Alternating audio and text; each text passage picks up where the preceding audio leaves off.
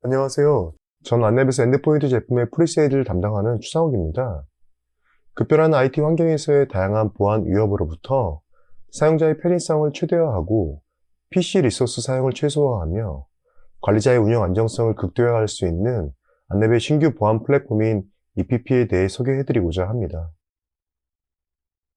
안랩의 엔드포인트 플랫폼인 안랩 EPP 제품은 원 에이전트, 원 서버로 구성되어 사용을 원하시는 제품의 조합에 따라 V3와 EPRM, V3와 EPM 혹은 V3 EDR 등 다양한 조합의 구성이 가능합니다.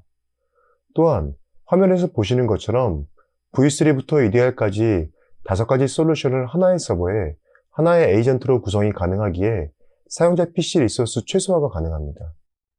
이로 인해 다수의 안랩 솔루션을 조합하여 사용하더라도 PC에 설치되는 보안 에이전트의 수량을 줄여 사용자 거부함을 최소화하고 안정적 운영을 할 수 있습니다.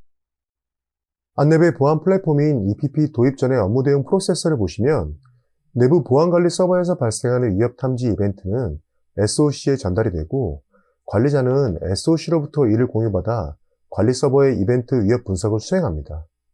이후 위협이 발생한 사용자를 식별하여 사용자 PC에서 발생된 위협을 대응하며 보안 위협이 제거된 것을 확인하면 이에 대한 결과 보고서를 작성하는 일반적인 업무 프로세스입니다. 이 과정에서 관리자는 위협 발생 PC에 대한 효과적인 대응을 위해 사용자의 식별이 반드시 필요하고 식별된 사용자를 대상으로 위협의 제거 조치 및 대응을 권고하며 잠복되어 있는 보안 위협을 확인하기 위해 수동으로 추가 덤프를 수집해야 하는 일련의 과정이 필요합니다.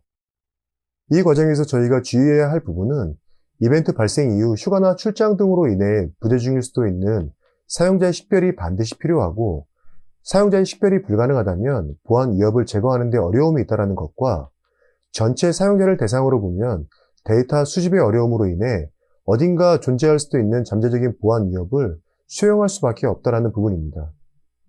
이런 부분들을 보완하기 위해서는 안랩의 보안 플랫폼인 EPP를 도입하여 운영하면 자동 대응이 가능한 프로세스를 수립하여 도입 이전과 같은 보안 위협의 발생 시 효과적인 대응이 가능합니다. 내부의 관리 서버에서 발생하는 위협 탐지 이벤트는 SOC에 전달이 되고 관리자는 SOC로부터 이를 공유받아 관리 서버의 이벤트 위협 분석을 수행합니다. 이후 위협이 발생한 사용자를 식별하는 과정에서 안랩의 보안 플랫폼인 EPP의 연계 규칙을 활용하여 자동 대응 및 자동 덤프 수집이 가능하고 잠재적인 보안 위협의 효과적인 대응을 통한 확산 방지가 가능합니다.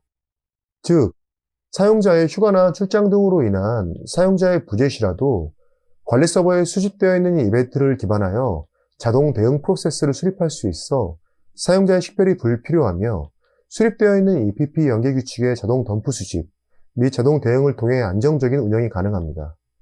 사용자의 복귀 시까지 기다려야 했던 사용자 식별은 더 이상 고려해야 할 부분이 아닌 겁니다. 그럼 안랩의 신규 플랫폼인 EPP를 통한 자동 대응 프로세스인 연계 규칙이 어떤 것인지에 대해 알아보도록 하겠습니다. 연계 규칙이란 사용하고자 하는 솔루션에 따라 정의된 규칙을 생성하여 이벤트의 발생 시 이에 대한 사전 대응이 가능한 자동 대응 프로세스입니다.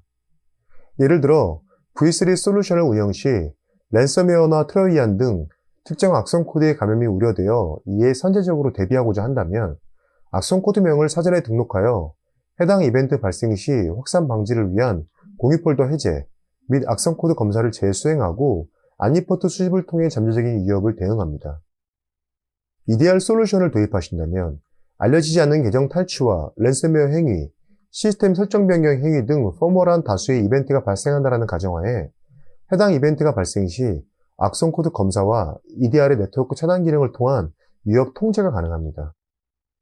기타 보안 패치를 관리하는 EPM 솔루션을 도입하시면 다양한 사유에 의해 보안 패치가 권장 패치를 도달하지 못하는 경우 사용자 PC를 대상으로 현 상황에 대해 사용자에게 공지를 하고 패치 점검을 수행할 수 있으며 개인정보 보호 솔루션인 EPRM을 사용하는 경우에는 사용자 PC의 개인정보 미처리 파일 개수가 사내 정책을 초과하였을 경우 사용자의 보안의식 제고를 위해 프라이버시 데이 캠페인을 수행하여 사용자의 개인정보 보유 현황에 대해 인지시킬 수 있습니다. 마지막으로 PC 취약점 점검 도구인 ESA를 사용하신다면 PC 보안 점검을 일정 기간 미수행한 사용자를 대상으로 PC 보안 점검을 수행하여 강제성을 두어 보안성을 강화할 수 있습니다. 이번에 소개해드릴 내용은 V3와 EPM을 활용한 운영 사례입니다.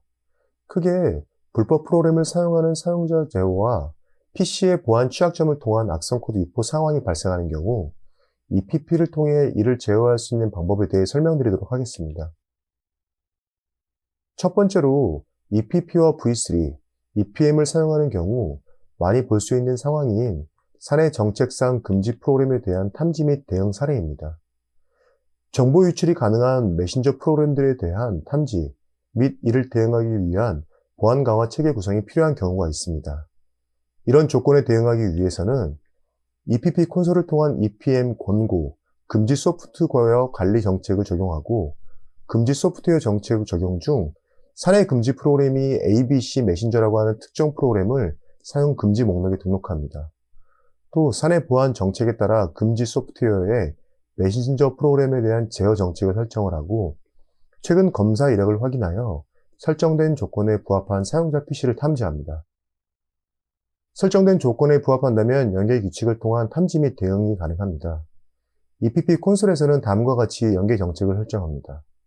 탐지에 EPM 제품을 통한 소프트웨어 설치, ABC 메신저 프로그램을 등록하고 대응 방안에 EPP를 통한 공지사항 보내기, EPM 소프트웨어의 설치 점검을 수행하고 V3 네트워크 차단 기능을 설정합니다. 이런 연계 정책을 통해 사용자는 1차적으로 공지사항을 통한 본인의 보안 정책 위배 사실을 확인할 수 있고 그럼에도 불구하고 자가 조치를 하지 않는 경우라면 V3 네트워크 차단 기능을 통한 네트워크 통제를 수행하여 업무의 불편을 초래할 수 있습니다. 두 번째로 보안 취약점을 통한 악성 코드 탐지 사례입니다. 역시 동일하게 EPP와 V3, EPM을 사용하여 운영 시 보안 취약점에 의한 악성 코드 이슈가 대외적으로 이슈되고 있어 전사 임직원 PC 대상 보안 취약점에 대한 패치 적용 및 관련 악성 코드 감염 체계 구성이 필요한 경우가 있습니다. 이 조건을 구성하기 위해서는 EPP 콘솔을 통한 사용자 PC의 백신 실시간 감시 정책을 사용 중이고 특정 악성 코드 감염 이력이 발생된 사용자 PC를 탐지하며 특정 보안 패치 미적용 이력이 발생한 PC 역시 탐지합니다. 또한 사내 권장 패치를 특정 비율 이하인 사용자 PC를 확인한 후 설정된 조건에 부합한다면 연계 규칙을 통한 탐지 및 대응이 가능합니다. EPP 콘솔에서는 아래와 같이 연계 정책을 설정합니다. V3에서는 악성 코드 진단명을 등록하고 EPM에서는 특정 패치 미적용된 패치를 보안 적용할 수 있도록 수행하며 권장 패치율을 사내 권장 패치율 이하인 사용자를 선택합니다. 대응을 통해 사용자에게 보안 취약점이 발생할 수 있는 악성 코드 감염 이슈가 있음을 인지하고 EPM을 통한 패치 수행 및 EPP를 통한 안니포트 수집을 통해 사후 발생할 수 있는 장애에 대해 확인할 수 있습니다.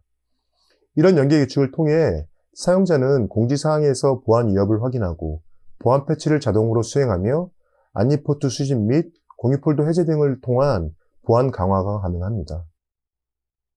지금까지 설명드린 사례들을 회사의 상황과 적합한지 검토해 보시고 소속해 계신 기업, 기관의 환경과 적합한 최적의 솔루션을 선택하여 효과적인 보안 운영하시길 바랍니다. 영상의 내용 중 궁금한 사항이 있으시면 영업대표를 통해 언제든 연락 주시기 바라며 지금까지 경청해 주셔서 감사합니다.